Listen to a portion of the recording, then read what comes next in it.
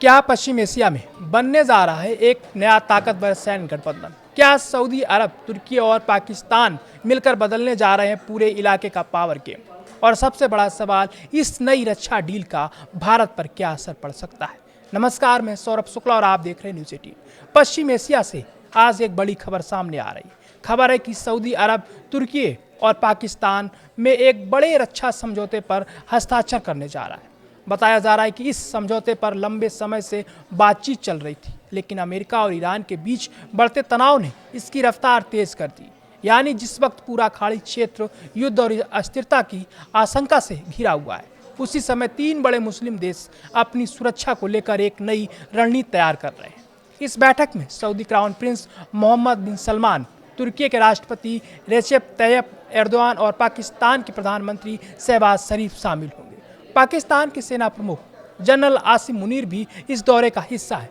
इससे साफ संकेत मिलता है कि बातचीत सिर्फ कूटनीति तक सीमित नहीं रहने वाली, बल्कि रक्षा और सैन्य सहयोग भी इसका बड़ा हिस्सा हो सकता है। अब सवाल है कि आखिर इस बैठक की जरूरत अभी क्यों पड़ गई? पहली वजह पश्चिम एशिया में लगातार बढ़ता तनाव, इजराइल ईरान टकराव, गाजा युद्ध और क्षेत्रीय संघर्षों ने सुरक्षा की चिंता बढ़ा दी है। ऐसे माहौल में हर देश अपनी सैन्य ताकत और अपने सहयोगियों को मजबूत करना चाहता है। दूसरी वजह ईरान की मिसाइल और ड्रोन क्षमता लगातार बढ़ रही है।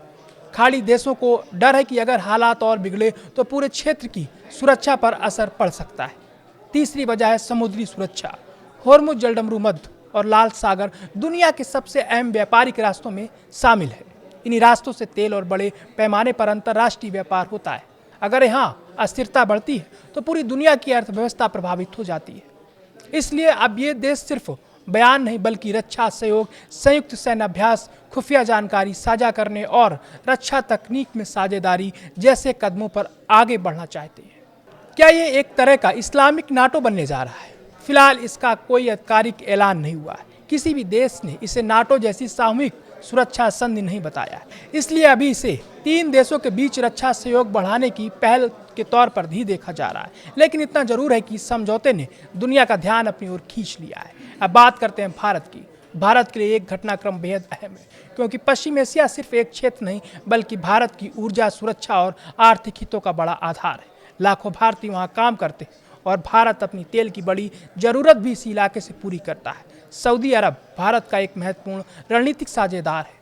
ऊर्जा, निवेश और आतंकवाद के खिलाफ सहयोग में दोनों देशों के रिश्ते लगातार मजबूत हुए हैं। वहीं तुर्की के साथ भारत के संबंध पिछले कुछ वर्षों में कई मुद्दों पर उतार चढ़ाव वाले रहे, खासकर कश्मीर को लेकर तुर्की के बयानों के कारण। लेकिन इस पूरे घटनाक्रम में सबसे ज़्यादा चिंता पाकिस्तान की भूमिका को लेकर है। अगर इस रक्षा सहयोग के जरिए पाकिस्तान को नई सैन्य तकनीक, ड्रोन हथियार, नौसैनिक सहयोग या संयुक्त प्रशिक्षण मिलता है, तो भारत निश्चित रूप से उसके रणनीतिक प्रभाव का गंभीर आकलन करेगा। हालांकि अभी समझौते की पूरी शर्तें सार्वजनिक नहीं हुई हैं, इसलिए किसी भी निष्कर्ष पर पहुंचना जल्दबाजी होगी। लेकिन इतना तय है कि इस बैठक पर सिर्फ भारत ही नहीं, बल्कि पूरी दुनिया के कई देश नज़र बनाए हुए हैं।